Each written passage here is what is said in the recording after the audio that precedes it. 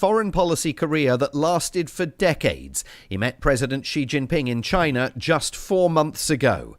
Daniel Forrester is a foreign policy analyst based in Washington. In the context of leaders of our country who have influenced policy, it's hard to believe that the name Henry Kissinger isn't at the top of the list. He makes his greatest contributions as our Secretary of State, and among a litany of accomplishments, opening up and liberalizing relationships between the United States and, frankly, the world with China, which even to this day remains an extremely controversial moment. He was the architect behind the scenes of Richard Nixon's greatest achievements in foreign policy and greatest failures at the same time. He is at one time considered and vilified in my country as being a war criminal. And in others, he's considered one of the greatest minds for statecraft and national security that ever walked. A complicated man with a complicated legacy, with the ability to influence foreign policy decades after he was in power. And indeed, there has been a very mixed reaction to Kissinger's death, as he himself would have expected. Fulsome tributes from many, harsh critiques from others. I'm Simon Marks. To recap the top stories, Israel has resumed military operations inside Gaza. At COP28 in Dubai, a $30 billion fund for global climate solutions has been announced. A senior cardinal will deliver the speech for Pope Francis to the COP28 climate conference on Saturday after the Pope had to cancel the trip over ill health. And air pollution in India's capital, New Delhi, has hit a level 10 times global permissible limits.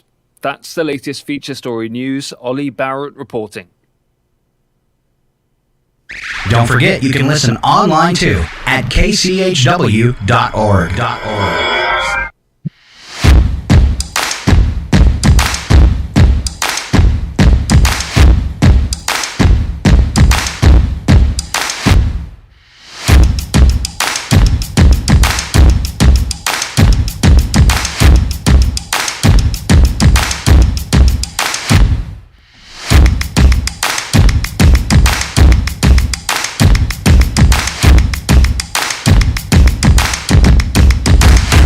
Good morning. It's the KCHW Morning Show. It is Friday, December 1st.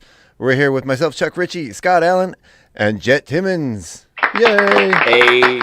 Morning, guys. Morning, Chuck. How you doing? Looks like Jet's on TV today. Jet, you always wanted to be on TV. I did. I did. I've always wanted to be on TV, and here I am. You gotta 70s TV, though. Yeah. Got dials.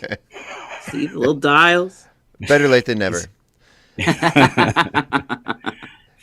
Hey, thanks for joining us this morning. We are streaming on Facebook, Twitch, YouTube, and our website, right, Chuck? That is correct, sir. Yay! And as we get started this morning, let's do that weather. You guys do not have a good weather forecast in Chihuahua. We do not. All right. Do not. And for some reason, it's giving me just a Kohl's ad, so I'm refreshing. Do you want me to do it, Scott? Yeah, go ahead, Okay. Chuck. Do weather. Okay, so today we have a high of 32 degrees, 27 degrees overnight. We're going to have some snow showers during the day, with the snow increasing overnight. 1 to 3 inches overnight expected. Tomorrow, more snow in the morning, but it should be clearing up a little bit, I believe, by the afternoon. The winter weather advisory remains in effect from 4 a.m. today until 4 p.m. 4 a.m. today until 4 p.m. Saturday. Then up to 15 inches. Up to 15 inches. Yes. Wow. Winds gusting as high as 40 miles per hour. Let me demonstrate.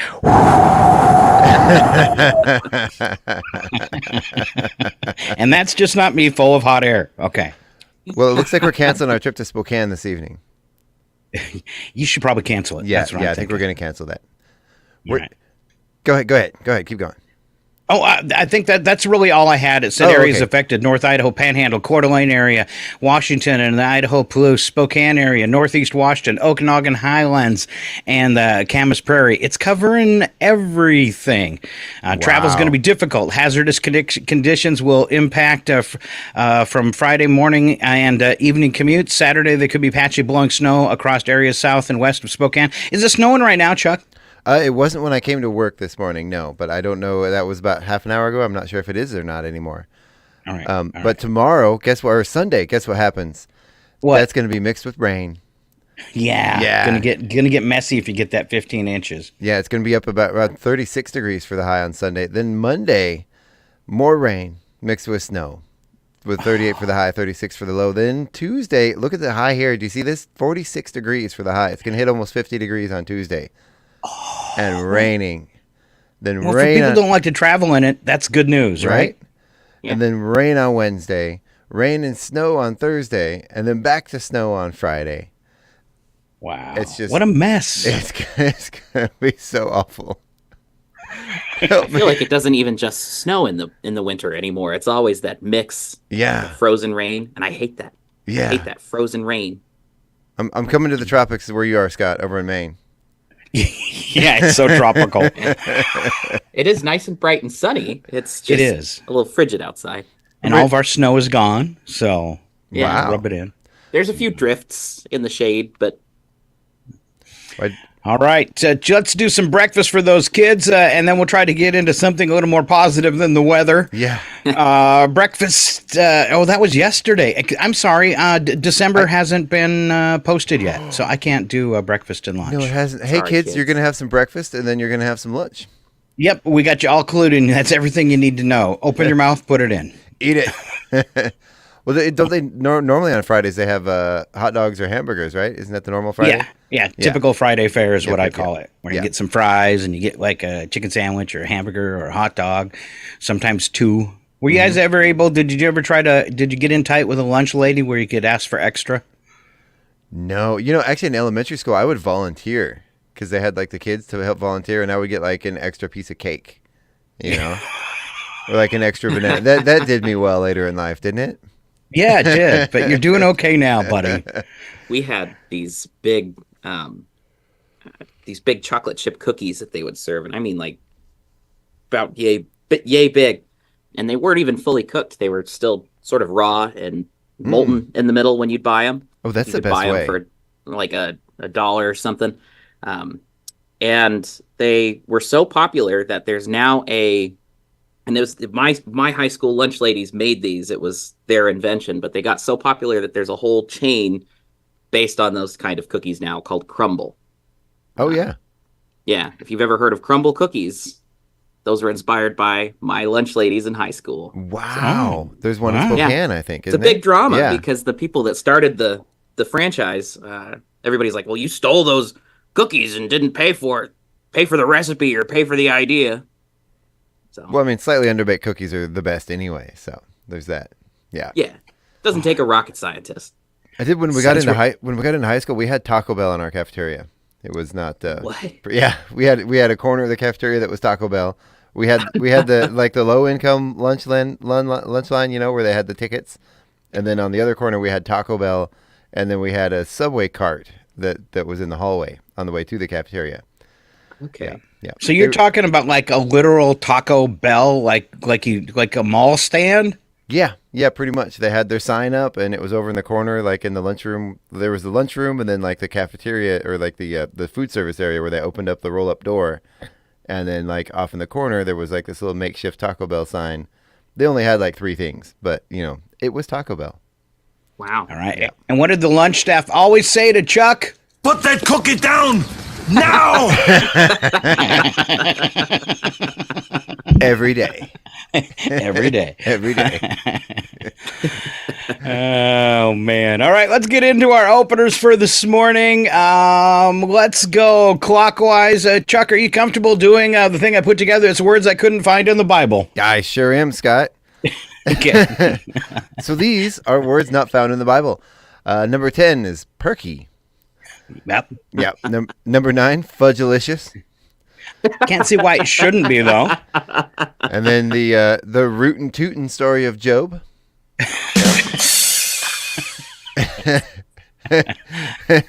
And I believe this is in reference to the guy down below, Budinsky. Oh. Yeah. Oh. Yeah. Or that could have been Judas's last name. Do we know what it was? Judas Budinsky. All the kids used to point and laugh at him in school. That's why he was such a jerk. Uh-huh. Schweppervescence. Ooh, Yeah. Schweppervescence. Like the ginger ale? Yeah, Yes. not quite around then, I think. I also No, couldn't that's find why- Farfignugan. Farfignugan? yeah. No. Farfignugan. Maybe in the appendix in the back. Isn't that why Yeah. Jesus flipped the table? Is because they didn't have any Schweppes on tap? They didn't have any Schweppes. Schweppes in their Farfignugan? Walked into the temple and said, "What is this?" Store brand? No. Mall Bunny. Mall Bunny. Mall Bunny. Mall Bunny, yes. Yeah, I couldn't find that. No. Gas guzzling. Apparently cars were more efficient back then. Yes. Yankee fan. Apparently none of those in the Middle East back in the day. Couldn't find Yankee in the Yeah.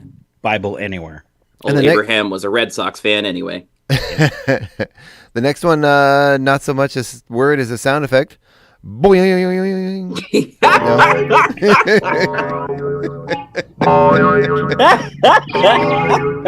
Absolutely no boings in the Bible. So And, couldn't find a single one. And Jesus was definitely not slap happy. Slap at me. There you go. 10 words That was not my found in the Bible. honorary nod to Will Smith. Boing. That's so. Jesus did make a boing noise when he resurrected, when he came back to life. Oh.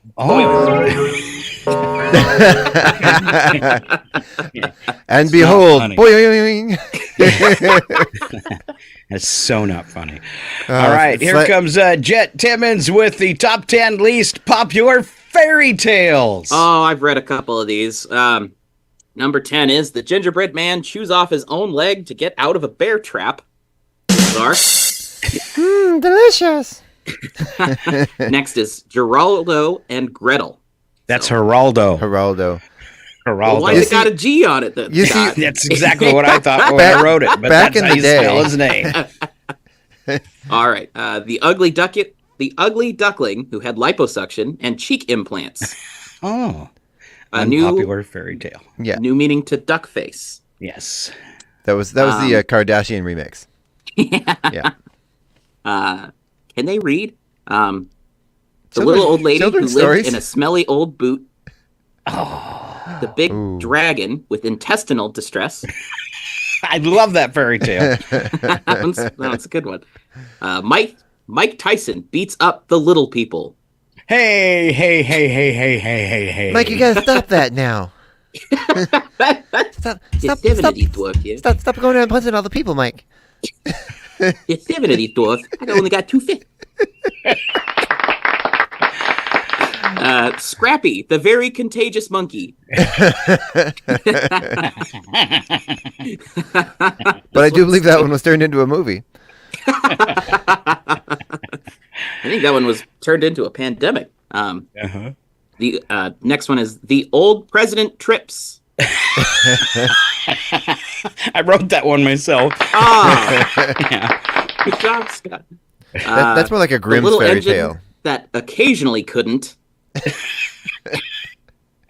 And Goldilocks and the tainted stew. Wow. All right. Good I job. saw a meme the other day of a guy reading to a bear. It was an actual picture of a bear looking over the shoulder of a guy reading a book. And the meme had a caption that said, "Tell me about the part where she burns her mouth again on my hot porridge." It's horrible. Wow. All right. Almost as bad as what I came up with for me is the top 10 least popular Petridge Farm cookies. Put that cookie down now! All right. First one you want to put down. Now, these are good. They discontinued them in the 80s, though. Asbestos snaps. Good retro snack. Yeah. Like Yeah, Grandpa used to eat. I've seen Jet trying to make our next one. Broccoloons.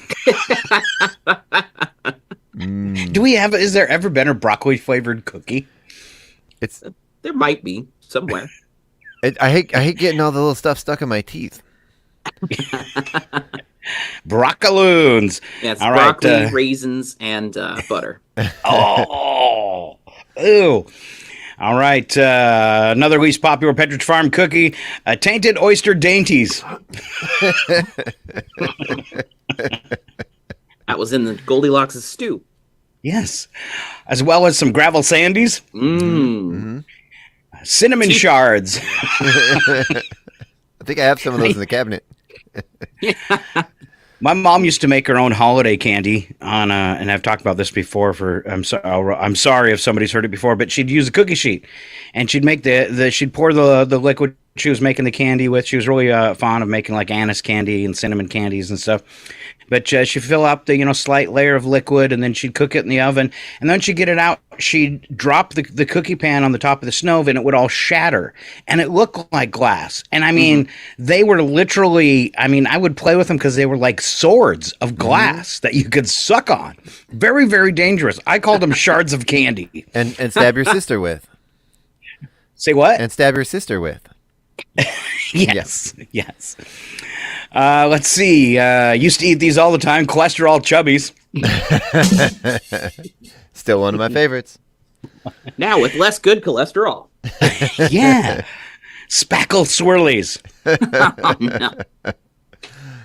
I'm Chuck's not sure, favorite. I'm not sure which part of that one is the bad part. The spackle, the spackle or the swirly. Yeah. Now with more gypsum. I'll show you later, Chuck. All right. Another popular cookie that's been canceled, Malamar Gaddafi's. Oh, no. I hear you have to make those in a cave. Yeah. No. Now with more oppression. This one's good to eat with Jet's Scrappy the Very Contagious Monkey book. And while you're reading that book, you want to try some monkey clumps. I keep those in the pantry next to the Kitty Roca. Yes. And the number one least popular Petridge Farm cookie this morning I could find was Johnny Knoxville Nutty Cups. They're a little stale. Wow. All right, let's. Oh, sorry. Go ahead, Scott. I was just going to say we should get serious for a moment, and here comes Chuck Ritchie with KCHW's weather driving tip.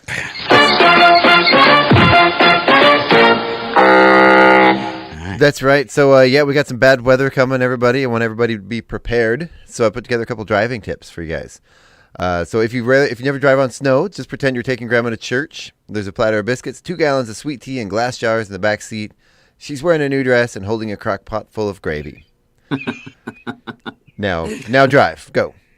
So go. Always be careful. You Make really sure. want to go. Yeah, go slow. You really want to go sliding up to the intersection with Grandma holding a crock pot full of gravy on her lap? Right? And ruin her new dress and burn herself. So unless you're planning on speed and spending the next few months in Florida, the odds are you have to deal with icy or snow-covered roads this winter. Oh, I'm reading the next thing, Scott.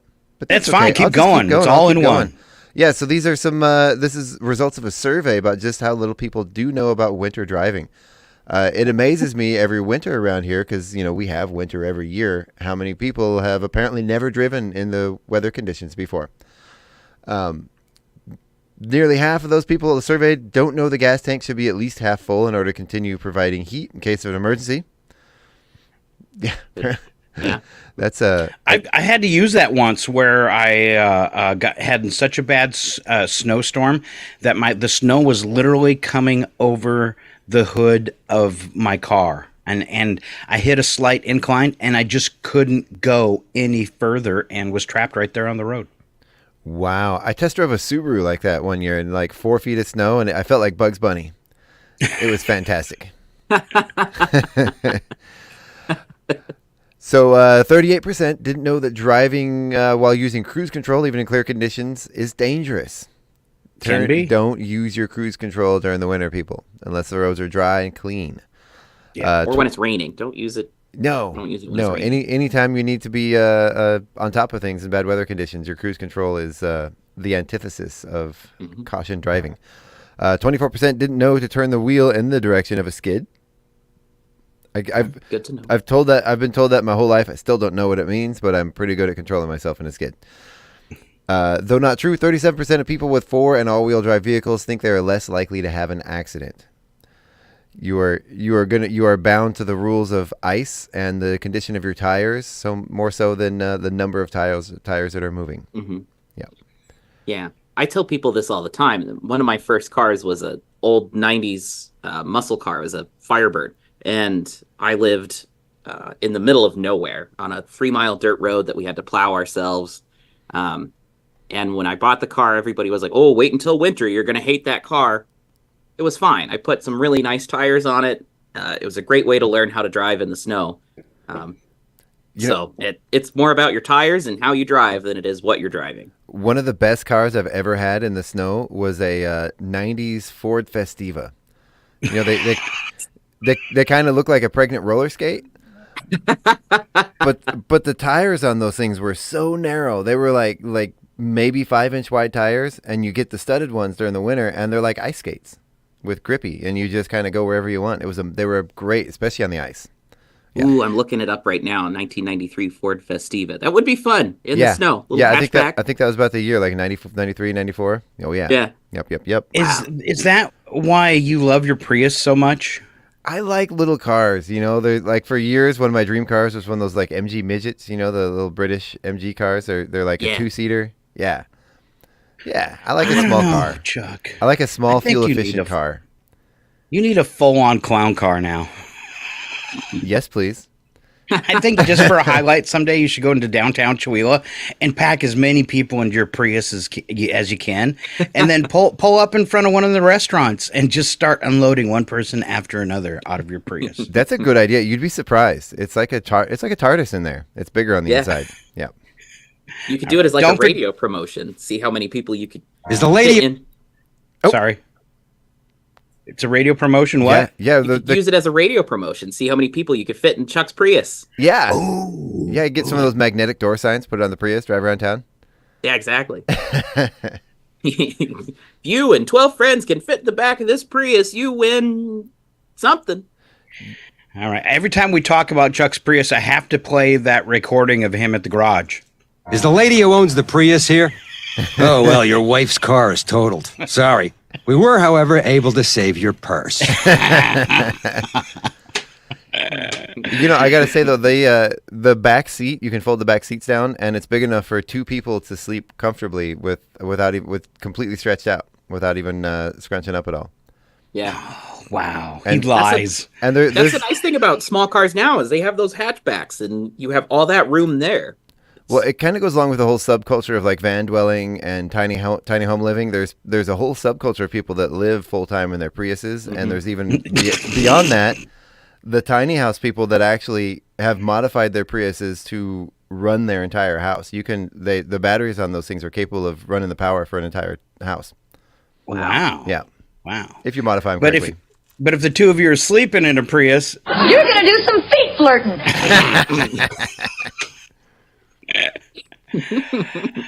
All right. Speaking of feet flirting, here comes Jet Timmons with Partner's Weird Habits. Ooh, this is a good one for me. Behind closed doors, everyone is a little bit of a weirdo.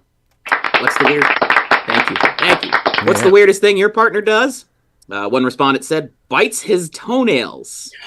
I wish I was. I mean, I wouldn't bite my toenails, but I wish I could.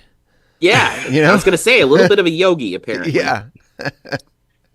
Next respondent said, the moment she gets home from work, she has to put on these sweatpants she wore in college 11 years ago. There are holes everywhere, including the rear end, but she won't get rid of them. I don't know. That sounds kind of nice. Yeah, I don't see a problem with that. Where's the issue here? Yeah, a little Hail breezy. to the king, baby. Put that cookie down. Yes.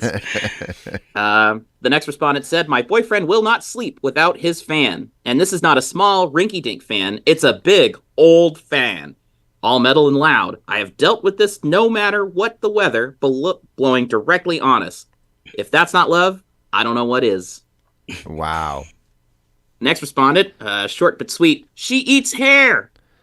I'm picking up a heavy, creepy vibe here. I believe there's actually a name for that. I think if I'm remembering right, it's copophagia, I think. Yeah, where you have an obsession with eating hair. Yeah. Usually your own, though. You're not like going over to your friend's house and pulling a bunch of stuff out of the shower drain. You know what? Coprophagia is the practice of eating something, but it's not hair. Yeah, okay. I was. All right. I didn't want. I wasn't gonna say anything. More common in dogs. Yeah. Yeah. Let's just say you might like brownies. Rex, put that cookie down.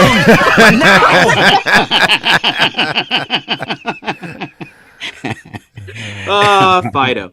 The next respondent said, what's a weird thing your partner does? He makes sure his clothes don't touch the floor or they are considered dirty. Ooh, I like that. Yeah. I agree. I'm the same way in certain parts of the house. But yeah.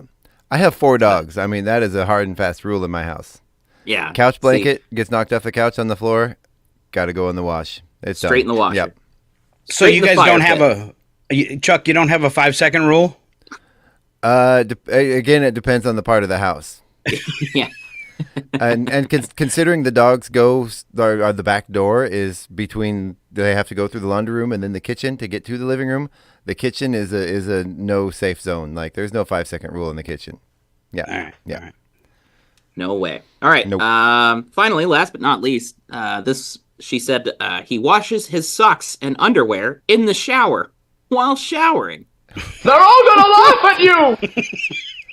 Now that's just efficient. Who has time for that though? Like I gotta get in the shower and get out. I set a timer. I got like 3 minutes to take this shower. Wow, really? Usually because I thought you had a 5-second rule washing. for that. Yeah. Shoop, shoop, in and out. I'm cleanish. All right. Good job, Timmons. I get the important bits. Thanks. All right. You bet. Now, do either of you, before we leave this one, do either of you have anything from your significant others that they do that's really weird you want to share and embarrass them with? No. Chuck can go first. Nope. Nope. No, I'm going to pass on that one. I'll think about it. If I think of something weird, I'll bring it up. Okay. Yeah. Okay. Yeah. Okay. You're gonna do some feet flirting. All right. Up next, we have things Lincoln would say if he was still alive. Okay. So you guys, I wish I should have got a top hat ready. I apologize. Mm-hmm. All right. So first one, through the years, the Union has been preserved. We still must strive to reach our goal of equality. Mm-hmm. How much money do I get from these Lincoln logs?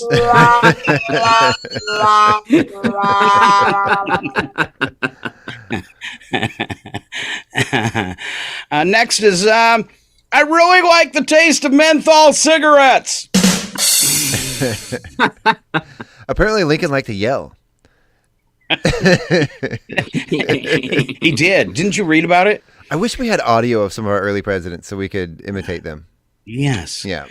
I really think I should have been king in that Civil War chess set. And the last thing Lincoln would say if he was alive today, hey, baby, that's me on that $5 bill. Hail to the king, baby. You like guys with a face on money?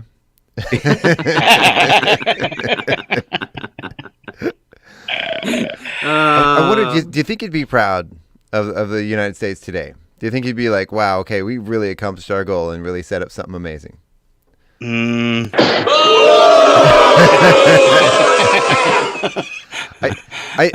think there would be a lot of confusion because our technology is so different. I think there would be a lot of figuring out of things that before he could figure out how screwed up things actually are. You'd have to get through some of the confusion first. Yeah. Yeah. I bet he'd All be right, Chuck disappointed Ritchie. in his political party, that's for sure. Oh, I think so. Yeah. Although if you read back, they kind of flipped ideologies. They did, yeah. Mm-hmm. They told Republicans used to be Democrats and Democrats used to be Republicans. I don't get it. It all has to do with the Dixie Democrats. Yeah, But it's complicated, but yeah. The history lesson will be today at 4. But right now, rejected circus slogans with Chuck Ritchie. Number 10, come on down and catch clown fever. It says number 10, but there's only a few of them. There's not 10. Yes, yeah. Don't wear shoes you care about. Come on down and wear your lawn mowing shoes. Yeah. Yes, please. Yeah. The lowest paid performers on earth. We pass the savings on to you. Ow. To go along with that, the safety features. Who could afford that? Yeah. This one, no shirt, no shoes, no problem. Come have a corn dog with a human torso. I mean, Is that all? Just the torso? yeah, I would have a corn dog with him, sure, or her. Yeah. Number 9, no, there is no numbers. Come smell the excitement. That one I actually believe, because there's something about, you got the popcorn and the cotton candy and the candied apples and the elephants and Yeah. and the circus performers. I've been swimming in raw sewage. I love it.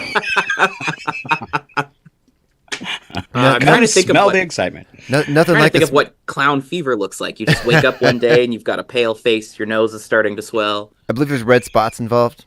Yeah. Yeah. Yeah. And nothing like the smell of a carny in the morning to get you going. Yeah. Ooh. All right, moving on. It's Jet's turn. Ways to add excitement to long car trips. All right. I like this. First one is play auto bingo. Typical, right? Yeah. Right. Yeah. Try to eat an ear of corn while steering.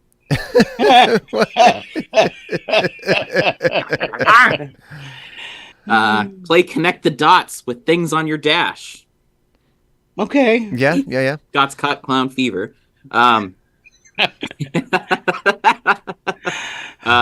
Practice sudden bootlegger turns. Exactly. That was a good demonstration. Yeah. People really should be watching this on the video feed. Yeah, you're missing out. They should. Yeah. They should. The next one is have long conversations with imaginary friends after picking up hitchhikers. Ooh. Yeah. So where are you headed to? Oh, I'm headed to Duluth. No, not you. Not you. My imaginary friend. What if your imaginary friend is a hitchhiker? Ooh. Yeah. Talking to the people in the back seat. So where are you headed? Yeah. Lean on the horn and swerve as you approach stalled motorists. Get out of the way! Or anybody trying to change a tire. Oh, man. Tune to static. And tune your radio to static. Pretend you're the last person on Earth. That's a good little practice for the next 10 years. See how long you can drive with your eyes closed. Oh, wow. Yeah, Nice, goes along with.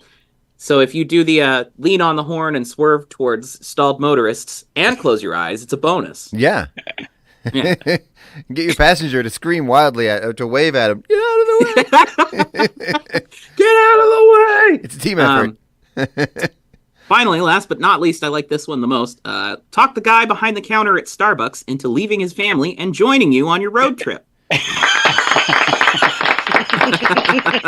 That could be possible. That could be dangerous because that could really backfire on you, and you could really ruin somebody's day by turning them down when they say yes. Yeah. Yeah. Okay, I'll come. One of the best things I've seen, there's a few people that have done videos on it, is if you have somebody, the passenger asleep in the car, and there's one of those semi trucks in front of you towing a semi backwards. Yeah. And you just slam on the brakes and scream, ah! And they wake up and there's a semi headed towards them. Yeah. That's always a good one. That's taking a road trip with Chuck. Yeah. Ways to make your friends and family absolutely hate you. Yeah. There you go. Yeah. It's a fun one. All right, we'll wrap up the morning funnies with 5 ways to make Donald Trump more exciting. I worked on these all night. Okay, these are just some ideas I had. First up, he should divorce Melania and marry his cousin Mary. Oh. That hates him? No. Oh, man. There you go. That All right. a little Fourth more way? excitement. Yeah, the fourth way he could become more exciting is to stick his tongue in Rudy Giuliani's ear during a press conference. I think he Ear did tastes that like once. hair dye. Or he could just lick the hair dye off his face. Come here, Rudy. Can you say in your best Donald Trump voice, you should use orange? Rudy, I've always told you orange is the most delicious color. It's the best tasting color. I wish you'd put that in your hair. You'd look a lot more like me. It'd be wonderful. You'd get a lot more popularity. I know the orange wouldn't melt. It would stay put. All right, the third way that President Trump could become more exciting is to disappear into the Alaskan wilderness for the winter, and then return with a necklace made of bear teeth in the spring. That might actually change my opinion about him. Yeah. Yeah. See, but the thing is that he didn't kill the bears to get them. He just grifted them out of them. So I'll pay you later for your teeth now. I was more thinking he retreated into the Alaska wilderness into a deluxe cabin with a staff and somebody that he paid to collect the teeth and then create the teeth and then didn't pay any of them for any of it at the end of the winter. Yeah, exactly. Yeah. All right. Second best way Trump could be more exciting: shorter speeches, tighter pants. Oh God! I've told my aides this. I wish that they would get me tighter pants. I think they would look wonderful. Every time I'm rejected, skinny jeans. Can't find good help these days. What if he just painted them on, like we talked about yesterday? Just painted them on? Just painted them on. Yeah. Yeah. That'd be great. With the same stuff that Giuliani painted on his hair. Yeah. Yeah. There you go. All right. This may or may not be appropriate. Last one. The number one way that he could be more exciting is if he killed Ron DeSantis with his bare hands on live TV. It'd only be inappropriate if he made a necklace out of his teeth. Oh. Okay, here we go. All right, I apologize. I'm really, really sorry. I apologize unreservedly. Yes, I do. I think the inappropriateness of that only counts if it's actually somebody who is or was a sitting president, and DeSantis is not. So okay, he's governor though. I think that maybe still count on it, go under those guidelines. Anyway, so you're telling me I'm okay? Maybe no. You should probably consult an attorney though, Scott. We're definitely all on a list after this one, but okay. All right. Before we head to trivia and wrap up this segment, Chuck, let's go ahead and do weekend events because I know there's some stuff happening tonight and then a big Saturday on the streets of Chihuahua. We'll cover that and then maybe give you at the end of the show. If you miss some of it, we'll cover it one more time. Mm-hmm. So what do we got happening beginning tomorrow?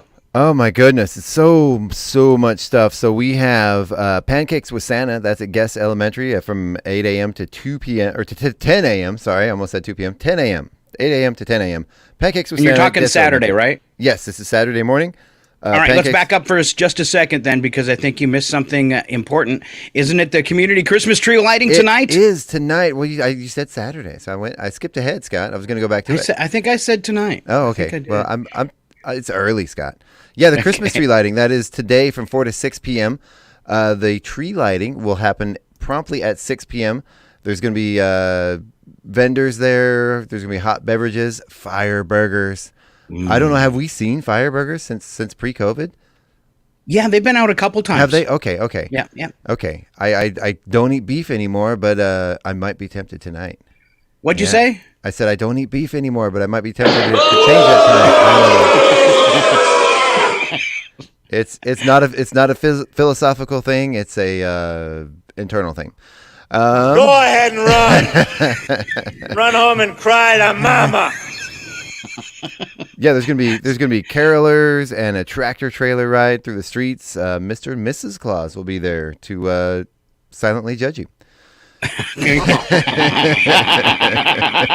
Whether you've been good or bad. Oh, I'm sorry. It says gather information for the Santa's nice and naughty list. That's a better way to say that. Yeah. And then and that goes from 4 until 6:30. Now I will let you go to Saturday. Well, another thing, I know they're not a sponsor, but I think it's something worth mentioning anyway. The 49 Degrees North Ski Hill opens this weekend. Ooh. Skiing begins now. Yeah, that's actually kind of exciting for a lot of people. It is. That's community news. Right? Exactly. Right. So moving back to Saturday, 8 a.m. to 10 a.m., Pancakes with Santa. We covered that. City Sidewalk starts at 10 a.m. That goes, I believe, until 3 p.m. I'm going to open that back up again here. There we go. Yes, that is 10 a.m. to 3 p.m. There's going to be all kinds of stuff happening all over town. Carolers, hot cocoa. There's going to be a free drawing, live music, performances all around town. Again, those tractor rides. They're the not the Chula Chamber of Commerce, the Farmers Market and the Creative District are putting on Chewville. That's going to be at the Aaron Huff Memorial Center. The mayor of Chewville is going to be there. The Grinch is going to be making an appearance. There's things happening down at the city market or the mountain market on Main. There's another another Christmas festival going on in a market going on at the Civic Center.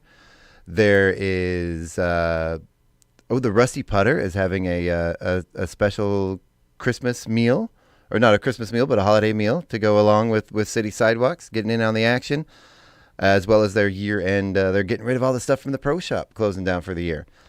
There's the Sugar Plum Market. That is the one at the Civic Center. There is the Chewila Valley Land Trust is having a backcountry film festival at 5 p.m. at the Quartzite Brewery. And that was an add-on just this morning. That's a new one that's up there. And I didn't see that yesterday. Yeah, that was just added this morning. And then once you're done with all that, you can go see some karaoke at Fired Up Pizza. Okay, There you go. A whole rounded out Saturday. It is, and it goes on, and every day there's more things added, and there's, all the businesses up and down Main are going to be participating.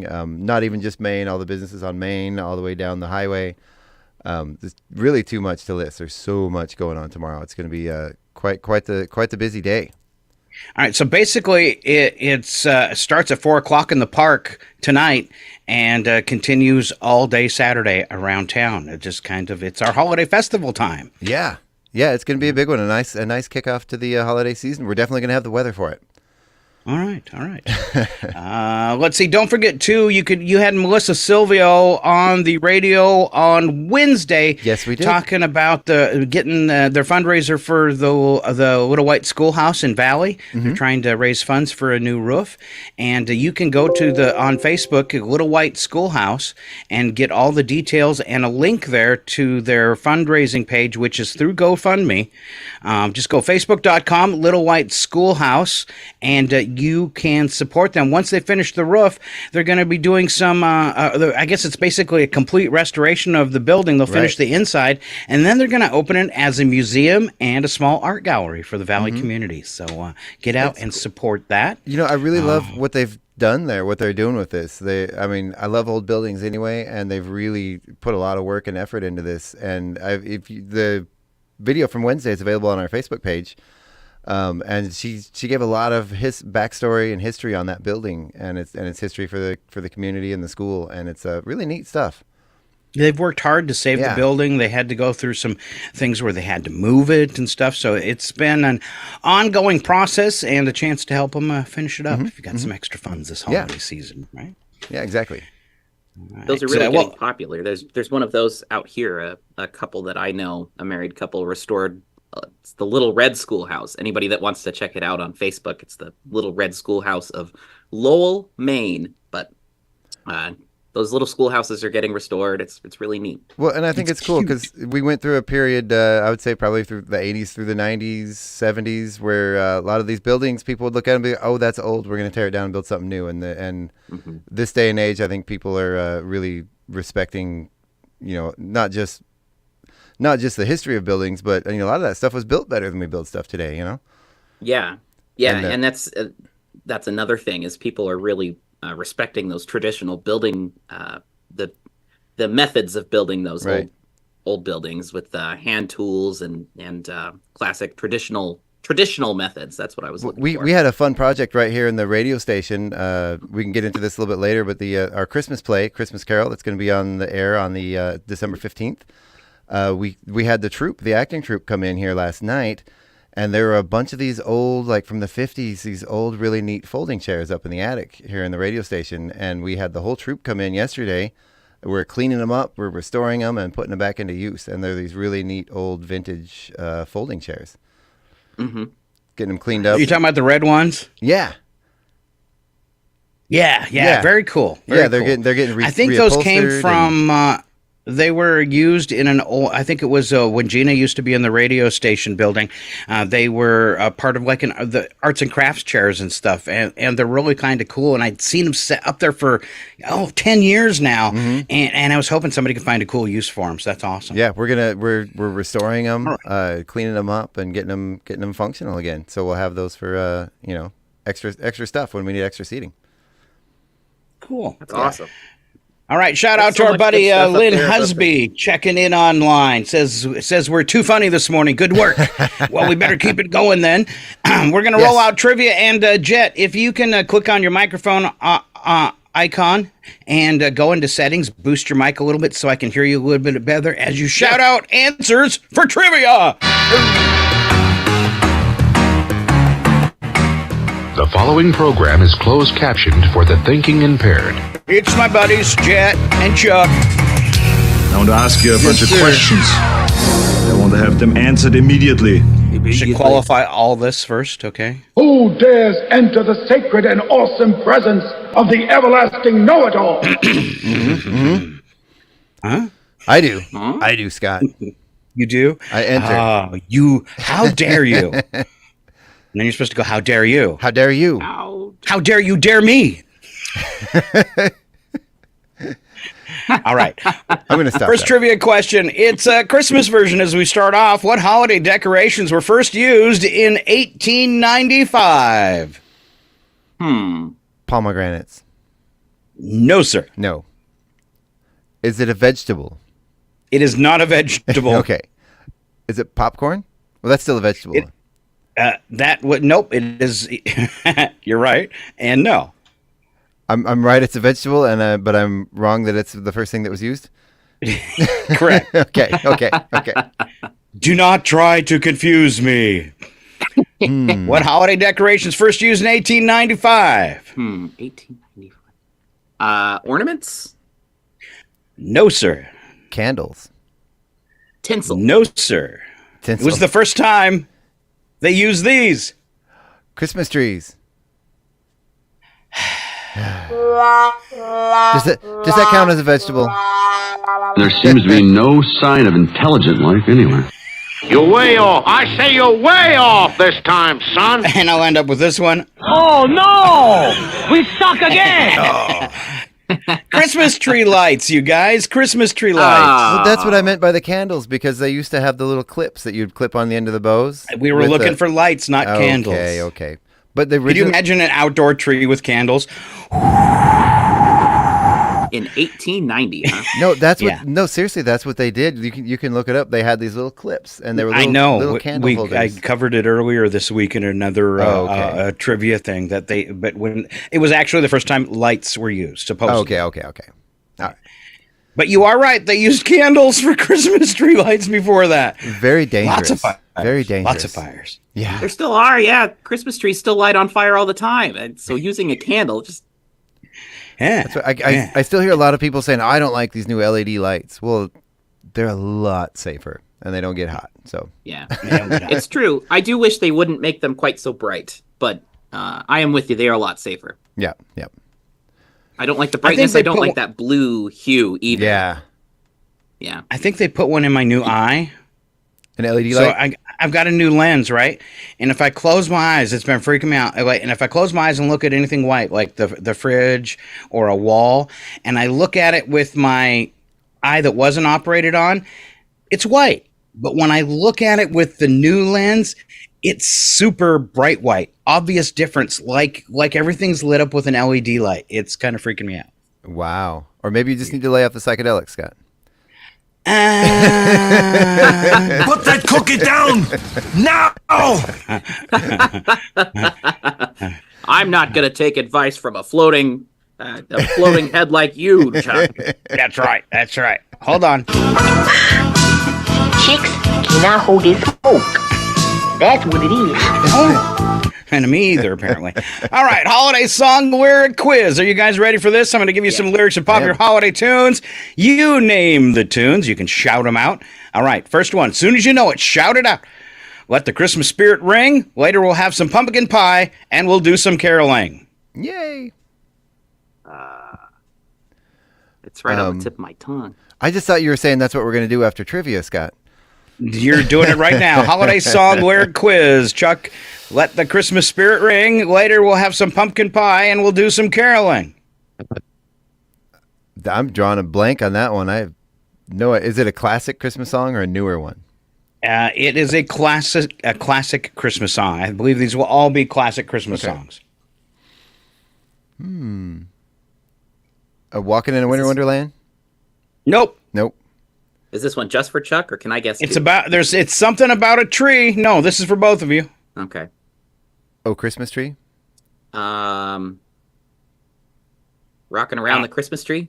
You got it. Yeah, okay. I hear some clicking going on. You weren't Googling things, were you? No, it was my... He's shopping on Amazon. I was trying to find the original Christmas lights. All right. Mix and a mingle on that jingling feet.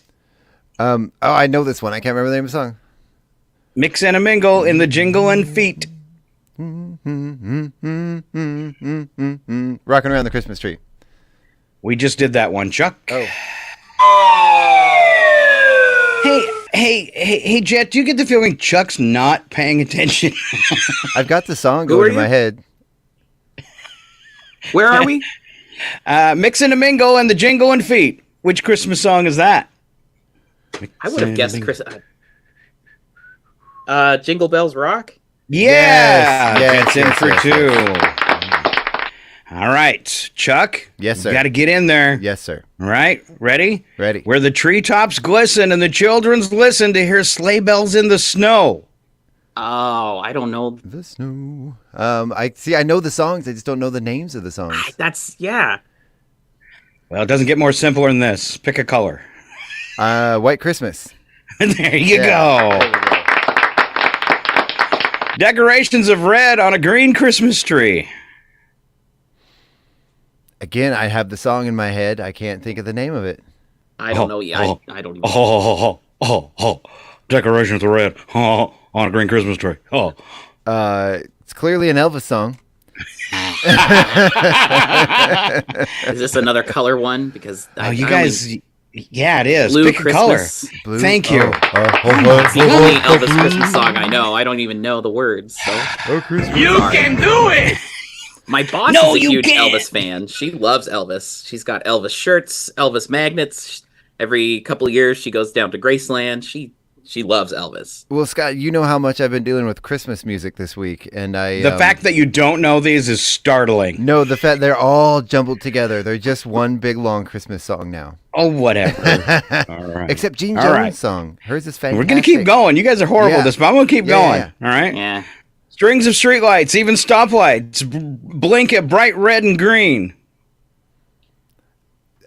Strings of streetlights, even stop. That one's not even ringing a bell. Yeah, that's... Well, you kind of hit the nail on the head there. Just pick another color. I made them so easy. Just pick a color. Silver bells. Silver bells. Wow. Jet's best at picking colors. Wow. I'm just queuing in on the hints. My brain's so I can't even think of colors right now. Chicken. Follow me in a merry measure while I tell of Yuletide treasure. Follow me. See, apparently I have never paid attention to the actual lyrics. Yeah. This might be something that happened in a school. I think I know this one. Is this the one that's like... Is it They're something? all gonna laugh at you! Yeah. Is this from the Schoolhouse Rock Christmas special? No, but that was a hint to something you may find in a school. Follow me in merry measure while I tell of Yuletide treasure. I have no idea, Scott. I would like to punch one of you. Let's do punch and schools. Is that one of the lyrics? No, it's hints. I have no idea. We're looking for Deck the Halls. Deck the Halls. All right, big hint here. Chuck has already mentioned this song once. Later on, we'll conspire as we dream by the fire. Walking in a Winter Wonderland. Oh, there you go, Chuck. You're on the board. Yeah, there you are. All right, another tough one here. A snowman Parson Brown. His name is clearly Jeff.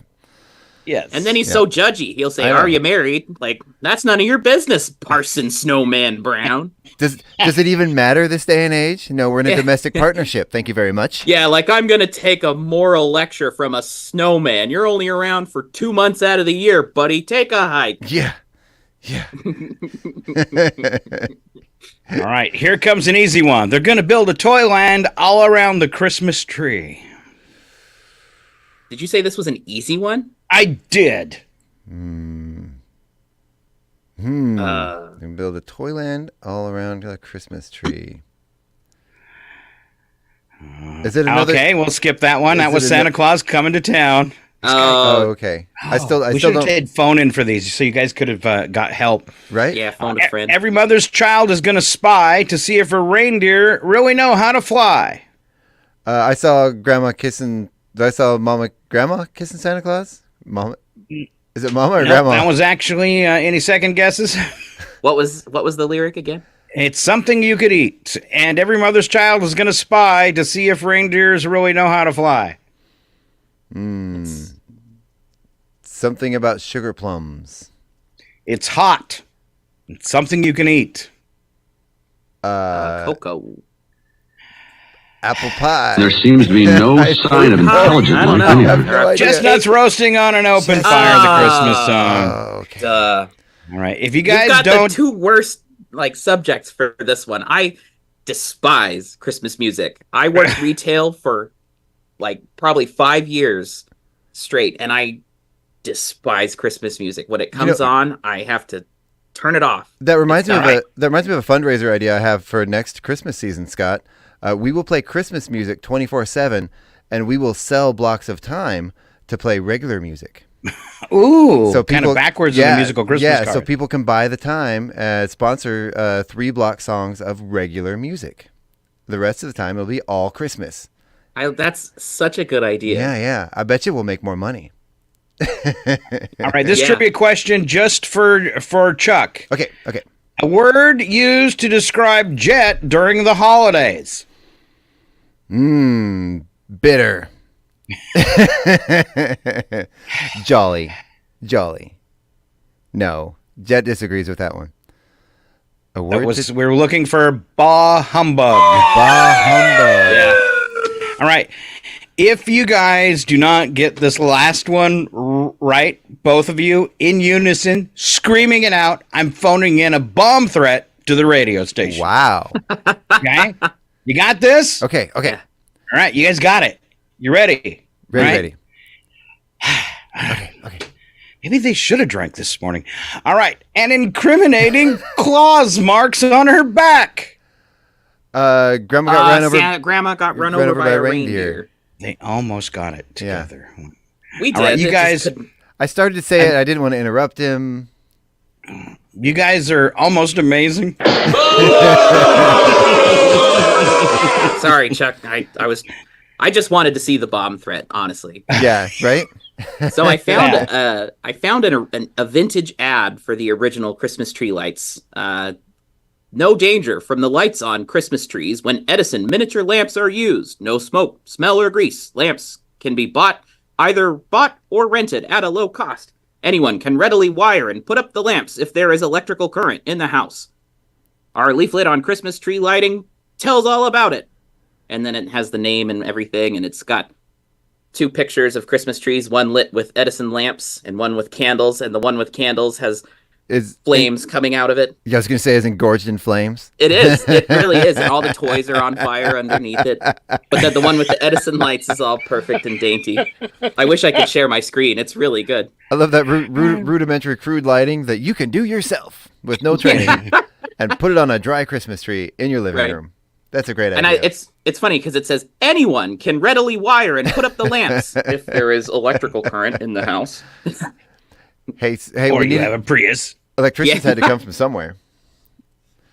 All right, we're going to head off to break. When we come back, we'll have local birthdays all the way through the weekend, and we will deliver today's odd news. You want to stay right here on Northern Lights Public Radio. We are KCHW 102.7. You can do it!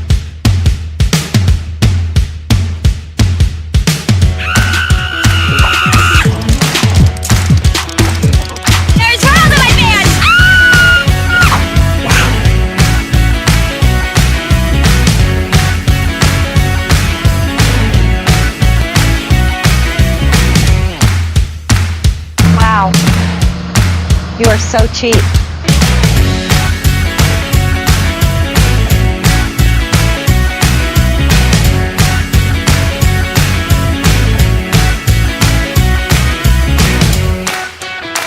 Put that cookie down!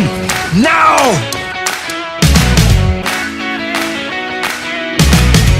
It's 8:24. Programming made possible by donations from the following.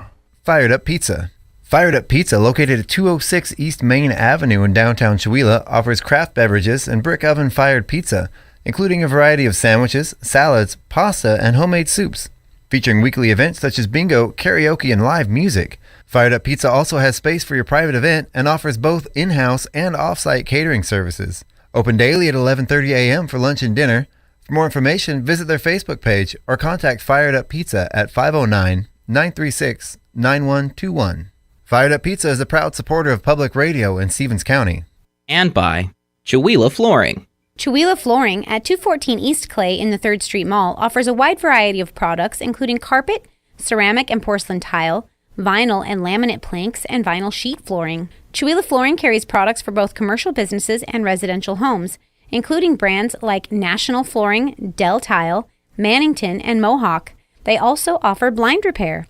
For more information, you can visit online at ChewelahFlooring.com, call 509-935-8021, or via email at ChewelahFlooring@gmail.com.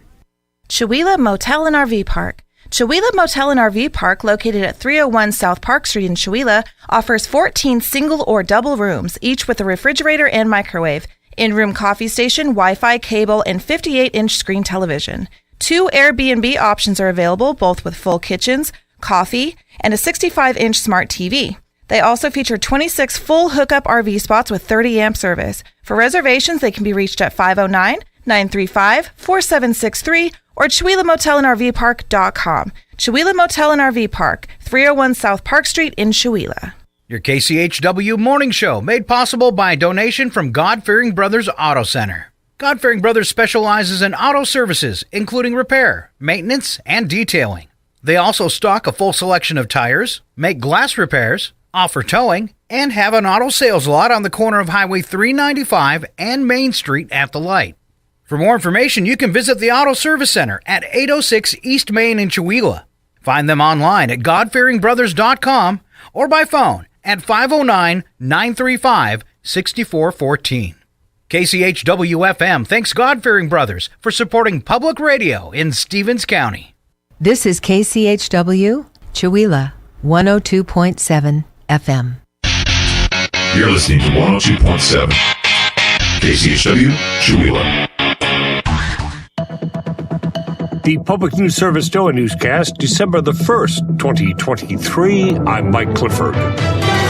Activists in New Mexico are tapping today's World AIDS Day to announce they'll ask their state legislature to provide more money for treatment and for prevention. Marcia Martinez with Equality New Mexico says many primary care providers fail to prescribe treatments called PrEP and PEP, worried they're specialized and complex. His group will ask lawmakers to provide more funding to the Department of Health to initiate educational outreach. He says the treatments significantly reduce risk and the effects of AIDS. Since the beginning of the epidemic in the 80s, we've never had as powerful of a preventive tool as we have in PrEP. Martinez says the Department of Health reports there are between 3,000 to 4,000 people in the state living with HIV. I'm Roz Brown. It is estimated that since 1981, more than 40 million people have died from AIDS, which in some countries is still the leading cause of death. Currently, almost 30 million people are using therapies to inhibit HIV and prevent AIDS. CNN reports Israel has now resumed combat operations against Hamas in Gaza, accusing the militant group of violating their agreement. Hamas denied Israel's claims. The resumption came moments after the 7-day truce between the two sides expired. The pause in fighting allowed the release of civilian hostages from Gaza and Palestinian detainees from Israeli jails. CNN notes negotiations with Qatari and Egyptian mediators over the release of hostages are continuing despite the resumption of hostilities. Meantime, the Students for Justice in Palestine chapters at the University of Florida and the University of South Florida are filing lawsuits against the deactivation orders issued by the State University System Chancellor Raymond Rodriguez and the governor there, Ron DeSantis. We get the details from Tramel Gomes. The groups claim the looming deactivation order comes at a time when the conflict in the contested territories of Israel and Palestine are a matter of vital public discourse, depriving them of essential resources. Hina Shamsi is the director of the National Security Project at the American Civil Liberties Union and is part of the legal team representing the students. Our client has made a very brave decision to challenge state officials' attempt to restrict student speech in a case that they, and we hope, sends the strong message that censorship in our schools is unconstitutional. The state's deactivation was based on the group's alleged connection to a toolkit supporting Hamas's attack on Israel, which violates a Florida law against providing material support to foreign terrorist organizations. However, neither group has a formal relationship with the National Students for Justice in Palestine, which the chancellor later acknowledged. This is Public News Service. Now to North Dakota, where farming landscape is seeing policy shifts dealing with corporate ownership of agricultural interests. Now there's a fresh debate at the federal level. Earlier this year, the legislature loosened restrictions under the state's long-standing anti-corporate farming law. In Congress, groups like the National Family Farm Coalition call for passage of the Farmland for Farmers Act, which would restrict the amount of farmland large corporations can own. North Dakota farmer Ben Vig says he's happy to see the federal proposal, noting the broader corporate influence within agriculture these days. The idea that we have checks and balances when we purchase our food, well, sometimes the corporations own everything and we're subjected to what they put as a price. He's referring to corporate dominance in areas like meat processing, and foreign ownership of U.S. ag property has emerged as a concern, with the USDA reporting that foreign investors hold about 40 million acres of American farmland. The North Dakota Farmers Union says it doesn't think the federal bill would overlap with the state-level changes, but it does support the congressional efforts. I'm Mike Moen. Older people across Washington state are facing strains on their budgets. Eric Taloff lets us know that there are government programs that could assist them, but they are underutilized. An assistance program like the Senior Property Tax Exemption is a prime example. King County Assessor John Wilson says the median value for a home in his county is about $790,000. If someone qualifies for a full exemption, he says they would save almost $5,000 a year. $5,000 a year saving in property taxes is nothing to be trifled with. But the shame is a lot of folks don't know that that program even exists. Wilson adds that the state legislature has expanded the Senior Property Tax Exemption program by increasing the economic threshold. He says in 2024, his office estimates as many as 30,000 more people will apply for the program. Finally, Catherine Carley lets us know advocates for unpaid caregivers in Maine say they'll need continued support beyond the recently passed Paid Family and Medical Leave program. Caring can be a full-time job with many out-of-pocket expenses like paying for gas to get to a doctor's appointment or ensuring a parent has enough food in their fridge. Bridget Quinn of AARP Maine says state grants to help caregivers with up to $5,000 in expenses will end next year, and lawmakers need to start considering ways to ensure that help continues. That is basically having a 24/7 job for a lot of people that they never get a break from. So there is a significant amount of caregiver stress and burden. An AARP report finds unpaid caregivers in Maine provide nearly $3 billion in economic benefits, with women providing the bulk of that work. I'm Catherine Carley reporting. This is Mike Clifford, and thank you for ending your week with Public News Service, member and listener supported. Here's on interesting radio stations, your favorite podcast platform. Find our trust indicators at publicnewsservice.org. You're listening to KCHW 102.7 Northern Lights Public Radio.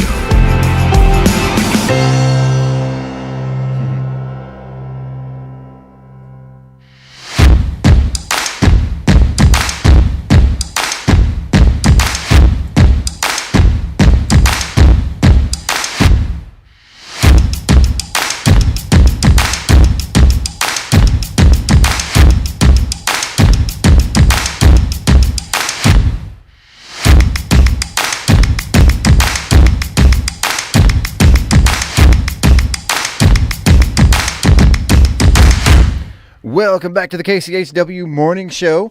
We have Jet Timmons, myself, Chuck Ritchie, and Scott Allen there with a nice little graphic describing the first Christmas light bulbs. That was the one I was talking about. Good job. That's what I thought. I kind of Googled that, and that popped right up, so I thought I'd share it. And like Jet was saying, you can see the lighted tree on the side and the tree on candles happily on fire for the holidays. Oh, no. Wow. Wow. How many homes do you think have been lost to Christmas trees throughout the years? That's a fun fact. I had a stat earlier in the week, and it was huge, like 155,000 house fires every December. Wow. So be careful. That's probably still now, right? Yeah. That's why I like my plastic trees. Mm-hmm. Y'all ready with those local birthdays, Mr. Chuck Ritchie? Let's find out who has a birthday for December 1st and through the weekend. And you know what I had to do? I had to flip the calendar because, my goodness, it is December, Scott. I can't believe it. My brain is still in September at the latest. I can't even imagine. This is the time of the year when we like to sit back and reflect on all the things we didn't get done before winter that are too late now. Really? Yeah. Oh. And stress have about something that. for you, Chuck. A chat with you and somehow death loses its sting. Wow. I think for a lot of people, this is a very stressful time of year. And I know for me, it's because I have all these things that I needed to get done before wintertime sets in. And this is the time I realize I'm not going to be able to get that done this year. And then there's that moment of like stress and chaos. And then there's like a sort of peace, like you accept that and you move on and be like, okay, I guess I'm just going to sit here for the rest of the winter and do nothing. I try to start there, but well, and the thing is, I've always kind of been a Scrooge. I've never really liked Christmas very much, and my problem with it is that you're not allowed to be negative about the holidays. People who love the holidays, specifically Christmas, they're very militant. They really want you to like Christmas, and if you don't, there's clearly a character flaw on your part. Right. And they'll call you a Scrooge, or liken you to Scrooge, Ebenezer Scrooge, and it's like, that guy was crappy because for a lot more reasons other than he just hated Christmas. He was a miser, he was cheap, but everybody's like, no, you hate Christmas, obviously you're a terrible person, just like Ebenezer Scrooge. Well, he really underpaid his workers and treated them like crap all year round. So exactly, the season that keeps on not giving. Yeah, exactly. A Christmas Carol is not a Christmas movie. It's about a terrible person becoming a good person through Christmas. Doesn't have anything to do with Christmas. It's ghosts. I'm mixed. I like Christmas, especially with kids. It's a lot of fun, and you get to. I mean, it's priceless to see their eyes when they open up something that they really wanted. Mm-hmm. But at the same time, if I was single and didn't have children, I probably wouldn't care. So, yep. All right, Jet, I think I have some stuff that'll help you get in the Christmas spirit this year, though. Okay? All right. Well, let's try it. Yeah. All right. First one. Somebody ought to teach that little humbug some Christmas spirit. Yeah. That did it. I'm fixed. All right. Just remember this. From now on, gang, we won't let Rudolph join in any reindeer games. What about Monopoly? Nope. Definitely not Monopoly. I do think this time of year, Christmas is a good distraction from the cold. Yeah. And it's a good way to turn what would normally be a pretty miserable time of the year into something positive. Yeah. Yeah, like this. Now listen, we have dolls that cry, talk, walk, blink, and run a temperature. We don't need any chewing dolls. Am I the only one that grew up as a kid thinking that that Rudolph movie was a horror film? Terrifying, absolutely terrifying as a child. I think it's just the puppet. I think it was the puppetry in general. The stop motion style is terrifying. Well, everybody remembers the first half, but then as soon as you get to the abominable snowman, that's where I would quit watching because it was terrifying. This big, giant, scary snowman that eats everything, and if the puppetry was also very scary. So. To me, it was the old man, the miner, biting the coin. For some reason, that just made my skin crawl. I don't know what it was. Like, oh, God, he's eating metal. Yeah. Yukon Cornelius, the greatest prospector in the North. You kind of look like him.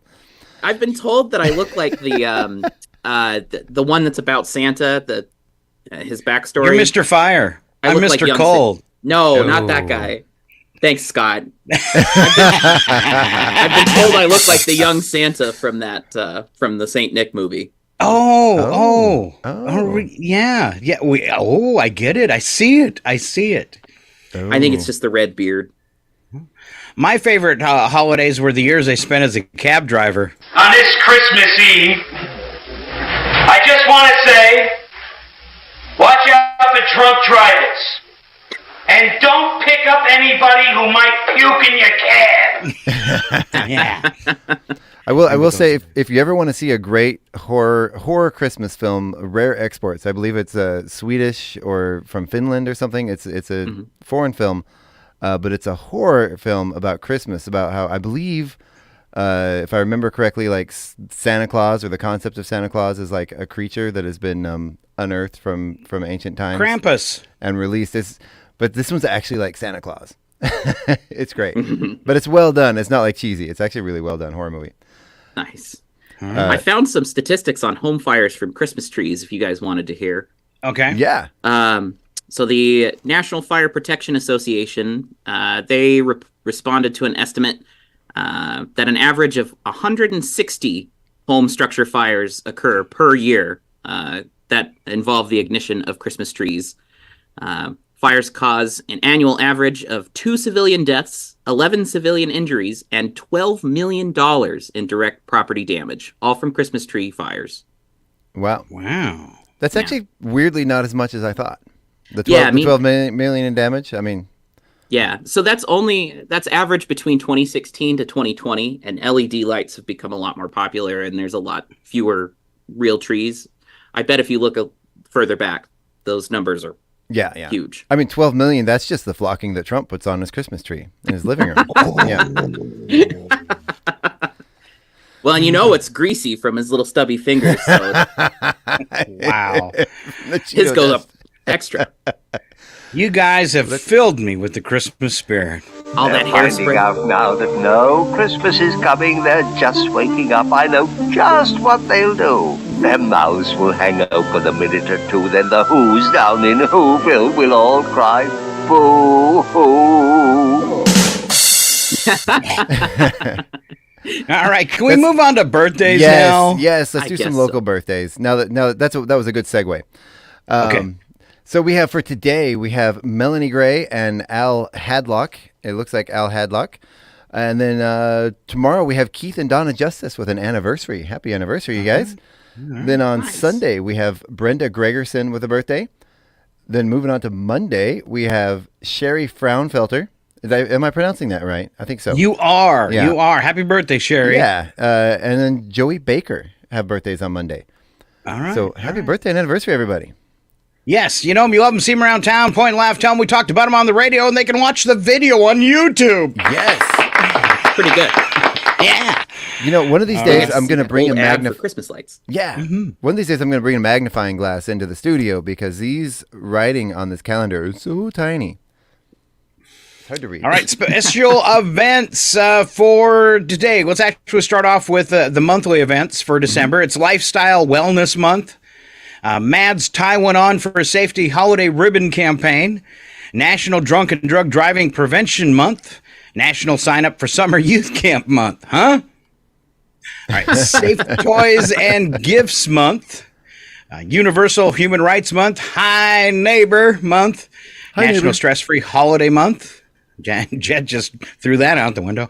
Read a New Book Month, and Write to a Friend Month. There you go. Now, today could be one of the most important days of the month. It's Bartender Appreciation Day. leave an extra tip. I'll have to send Lindsay's sisters a card. There you go. I don't know what this means. Bifocals at the Monitor Liberation Day. What? Yeah. Fake Fur Friday. Fried Pie Day. Ooh. Eat a Red Apple Day. Rosa Parks Day. Oh. Wear a Dress Day. Guys. Okay. I'm already doing that. You can't see below the waist here on this camera. World AIDS Day, and it's Pie Day, not PI Day, which is March 14th. Right. So it's the pie you eat. I celebrate both of those the same way, ironically. Really? Yeah, eat pie. Does a kilt count as a dress? Yes. Well, yes, it does. I was just going to ask. I'm wearing more of a mini skirt type situation here. Does that count? Does that still address? Yes. Okay. Good. I saw. So I'm kind of obsessed with these things called utilakilts, which are kilts that the modern workman can wear. Oh yeah. And they're usually made out of denim or khaki. I found one the other day that has like high vis, like the bright yellow or orange. Oh yeah. I really want a set, but so like a construction worker kilt. Yeah, they've got utility pockets and hammer loops and everything in them. Yeah, they're actually really nice for. That's one of the things when I lost weight, my kilt no longer fits me, so I need to order a new utility kilt. Yeah. I've told Lindsay this a lot, that we'll eventually get married, but the only way I'll agree to it is if she lets me wear a kilt at the ceremony. Oh, wow. She's firmly said no to this point, so we'll see. Wow. At our wedding, all the men in our family wore our kilts. A lot of our guests wore kilts. We did a traditional hand fasting ceremony in a circle in the woods. Yeah. One thing people really don't know about Chuck is that anytime he's on a ladder, he's wearing a kilt. Yeah. That's the best time to wear one. Right? I'm picking up a heavy, creepy vibe here. That's the true reason it's bad luck to go under a ladder. Yeah. Let's see. Chuck, you didn't put on underwear this time. Yeah. Special events for Saturday. It's Special Education Day. If you're out in the cold on Saturday enjoying city sidewalks, Earmuff Day. Mm-hmm. All right. International Day for the Abolition of Slavery. Mm-hmm. Fritters Day. Mutt Day. Play Basketball Day. Global Fat Bike Day. Fat bikes finally got their own day. I was waiting for that. As opposed to the fat bottom girls that make the world go round. That's right. Yeah. Oh, they're getting on the bikes to ride. Yeah. So. Beautiful. Wow. That's a beautiful sight. Shut up, Wesley. That's for both of you. Rhubarb Vodka Day. Who's going to drink that? No. I can't. I love rhubarb, but I can't. It causes kidney stones, and I have enough problems with those. Wow. Wait a Yeah, kidney stones. From now on, gang, we won't let Rudolph join in any reindeer games. Yeah. Advent, let's see, Sunday's Advent Sunday, International Day of Persons with Disabilities, Apple Pie Day, Green Bean Casserole Day, Roof Over Your Head Day, Let's Hug Day, and wrap it up the perfect way on Sunday with Peppermint Latte Day. I like the sound of that. That actually doesn't sound bad. I'll have to say, going back to your kidney stone there, Jet, we did our annual Thanksgiving trek to the ER this year. We've got to make sure we don't miss that one. This year's reason was a kidney stone. Yeah. Not mine, thank goodness, but you know. Yeah. Was it yours, Chuck? No, it was my wife's. She had it's a yearly thing. You know, it's part of our tradition, our Thanksgiving tradition. Someone in the household has ended up in the ER on Thanksgiving weekend every year for I don't know how many years. Wow. Rarely ever Thanksgiving related, but you know. You got to I would knock that tradition off. I would. That's one I would like to stop. How big was it? How big was the stone? Oh my God. Do you want me to get out the calipers? Yeah. That's a common thing. It's It was very small, and luckily it took care of itself before the CAT scan came around. So. Oh, that's good. Yeah. Quick and painful, the best way. Yeah. Quick and dirty. All righty. You guys done? Yeah. Medical lesson? Oh no! We suck again! Put some bacon on a biscuit and let's go! We're burning daylight! It's the world of strange. A world gone wacky. Out here, due process is a bullet. And some of the scariest people on the planet. I think you're bluffing. Be afraid. You know, you look mighty pretty when you get mad. It's your odd news on KCHW. Just sit back and enjoy the show. All right, it's the Finally Friday edition of your Odd News. I always kick it off with the news attack where the first sentence is true and second sentence, bad joke. And we're going to go clockwise, kick it off with Chuck Ritchie. Okay. Child experts are advising parents to choose simpler toys for their young kids this holiday. They say the best toys spur imagination. Suggestions include blocks, cardboard boxes, and mom and dad's expired credit cards. Oh, all right. Actually, All right. And that's not even a rather joke. than make sure you both are on a copy that I emailed you, not Interprep. Just so you know. Oh, all right. And you're cool though, Chuck. You do, Okay. I'm gonna scoot up there. If or can you do the first one he skipped for me? Did we lose Jet? We did. Where did he go? All right, maybe he'll join us back. Well, okay. All right, here's the next one. Cyber Monday went well, and by well, I mean no one got trampled. Safe. Child experts are advising parents to choose simpler toys. You just did that one. Oh, I did. Well, it was so good. You know, when Hold it. Oh no! We suck again. Oh, okay, man. now you can go. You know, when our kids were little, we actually did that, and it was a really great kids toy. You know, they're not going to do any good with it. You kind of scratch out the barcode just in case they try to use it. And Jet is back. I'm back. Sorry about that. So I'm going to go ahead and skip over the next one. Survey found that 3 in 5 Americans don't have enough in savings to cover 3 months of expenses, but they do have enough ammunition. America.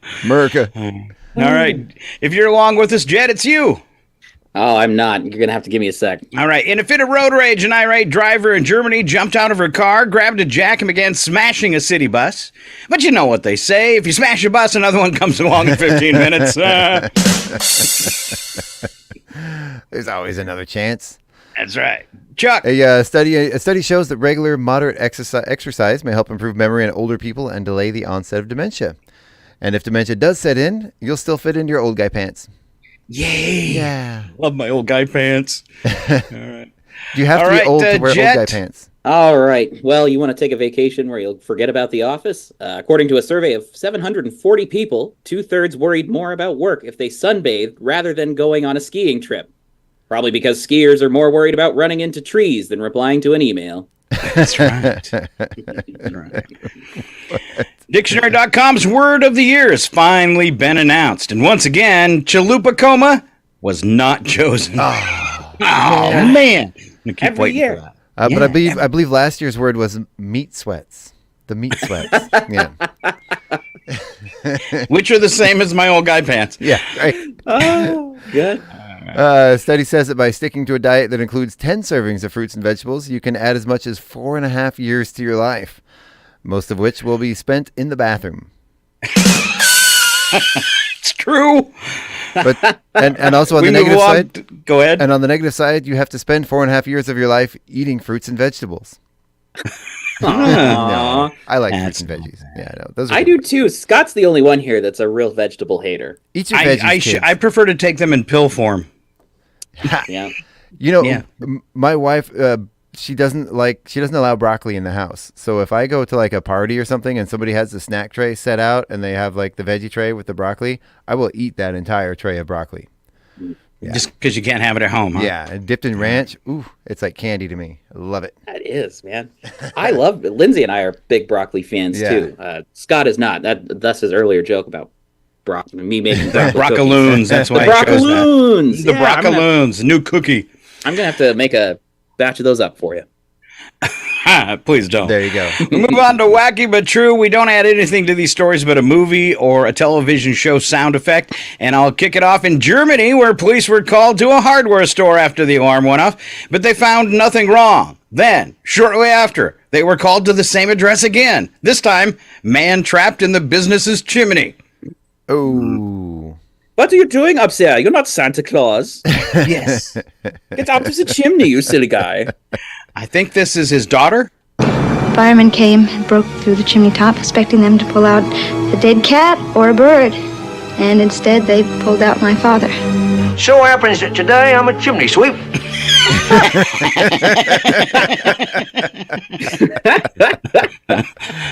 That was good. Chuck Ritchie.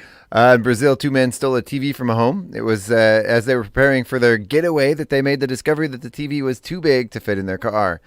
Then they hatched the perfect plan. They went next door and asked the neighbor if they could store the TV at her place until they could come back with a bigger car.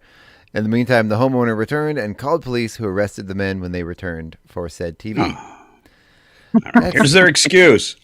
Yeah, I tried pushing it in and shoving it in.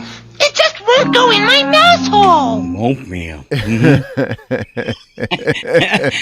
All right, a short one for Jet. It's a short one, but a good one. Lindsay's going to love this one. A guy in China woke his wife up from a 10-year coma by nibbling on her toes. Wow. You're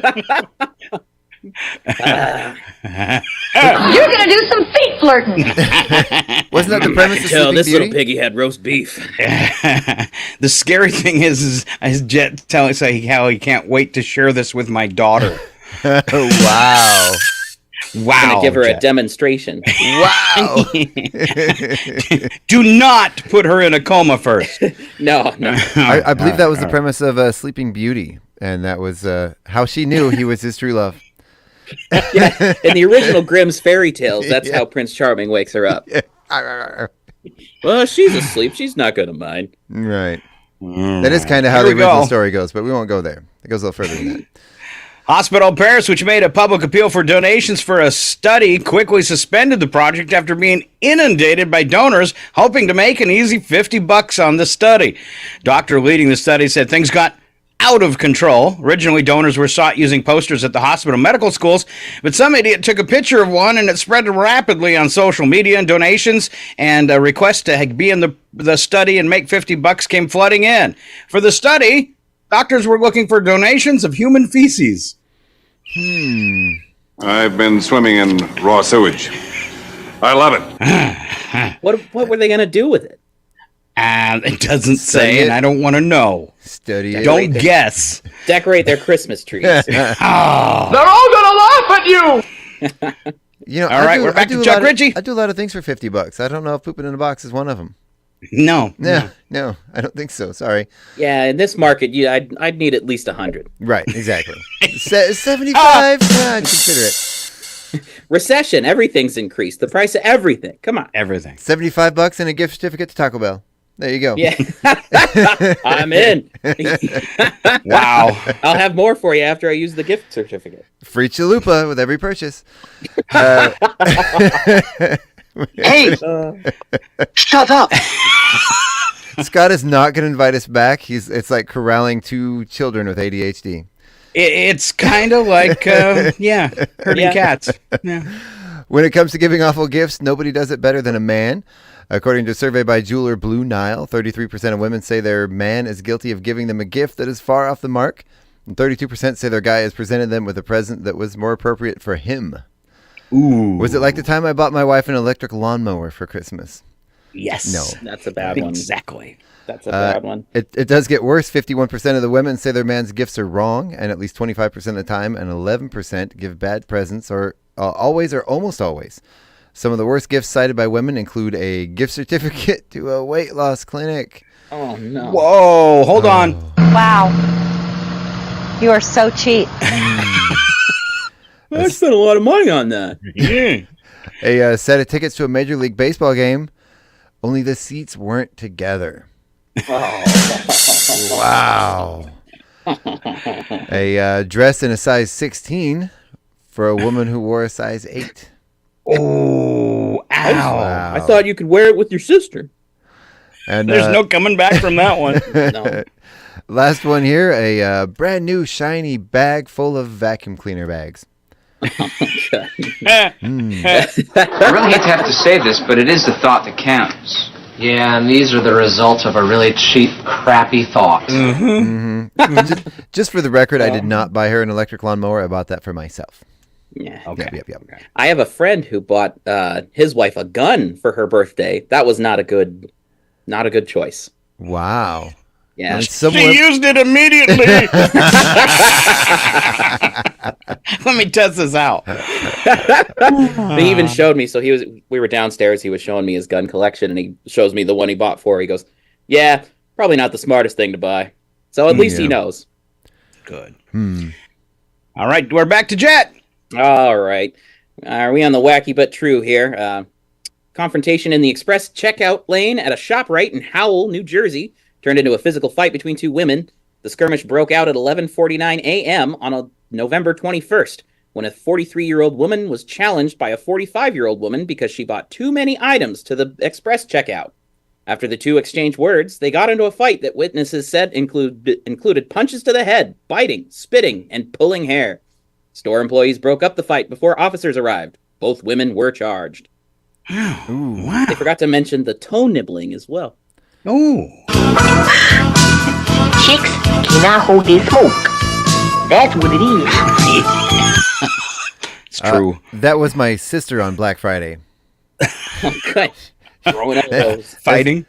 She literally she doesn't do it anymore, but when she was younger, she would put on like black combat gear and boots and actually do like the black paint under her eyes and go out and wait in line on Black Friday for the stuff she wanted, and she would fight you for it. She would. Yeah. Gotta get those deals. I need that. She got kicked out of Walmart once. That takes a lot. Yeah, I've never been kicked out of Walmart. I've never heard of that before. Yeah. Well, it was during the daytime. It wasn't 4 a.m., so it takes a little less, Yeah. Yeah.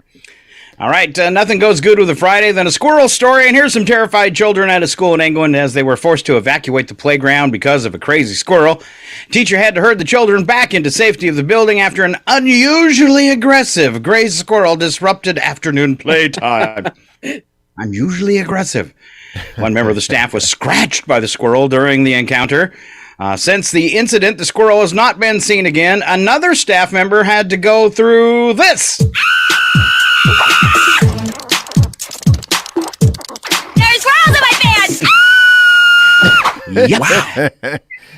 Did you mix that one together yourself, Scott? That was great. No. Oh, okay. I did steal that. Oh, okay, okay. I thought maybe you it wasn't. I did edit it though. Okay, I thought maybe mix the background music in. I would have been impressed. Okay. That was a kick and jam there, I guess. Is that what the kids say? I can do that though if you want me to come back with another one. Oh yeah, please do. Okay. No, okay. The kids these days would call that a bop. Yeah, a bop or a. That's a bop. Or, is that a bop? Is that what they call? Yeah. Yeah. Or they would say that slaps. Yeah, that slaps. That's what I was going to say. That one really slaps. No, yeah. No cap. No cap. For real. Slaps, for real. For reals, yo. It's bussin'. We should next week. I'll collect a bunch of modern day kids slang and I'll introduce it to you guys. It could be I think that'd be a funny bit. I'll need the education on that. You can teach me some new words. Right. Yeah. I'll get a list together. All right. Okay, and I'll finish this off here, Scott. So we'll put you out of your misery. Thank you. Police in China say a man's excuse for speeding takes the cake, or at least the cookie. Authorities say the driver blamed his speeding problems on an errant cookie. He told them that a cookie had just slipped from his fingers as he dunked it in some tea and that he was trying to fish it out when he lost control of his car. What did the police officer say to him? What did he say? Oh, come on. Put that cookie down! Now! Saving that for the end. I just wanted to hear it. All right. Thank you so much for tuning in today. Hope you have a great weekend. Don't forget tonight, tree lighting, fun in the park begins at 4 o'clock, goes till 6:30. Then tomorrow we have a whole list of stuff. Chuck, what's going on for City Sidewalks, which, by the way, is sponsored by our Chamber of Commerce. That's right. There are events going on all over town. There is the farmers market's going to be setting vendors up out in the streets. There's going to be bands playing, dancers, carolers, food vendors, craft vendors, people selling their wares. There's going to be Chewville is going to be at the Aaron Huff Memorial Center, sponsored by the Creative District and the Farmers Market. There is the Sugar Plum Market is going to be at the Civic Center. There's going to be events going on over at the Mountain Market on Main. It's just all up and down. You just throw a rock and you'll find something, but just be careful so you don't hit anybody. And then tonight, of course, is the tree lighting ceremony at the city park. That starts at 4 p.m., the festivities, and the tree lighting is promptly at 6 p.m. That's going to be the southwest corner of the park. And it's going to be perfect because we're going to have snow for the entire event.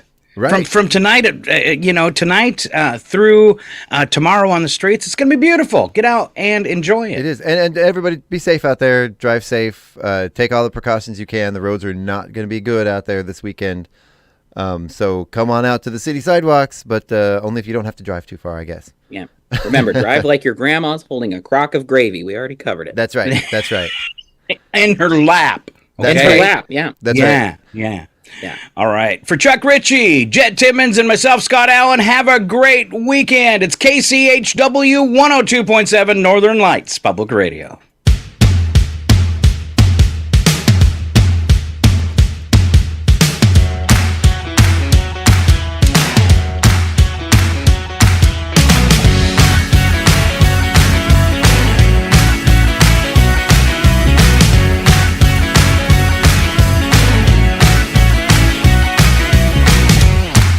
Somebody ought to teach that little humbug some Christmas spirit.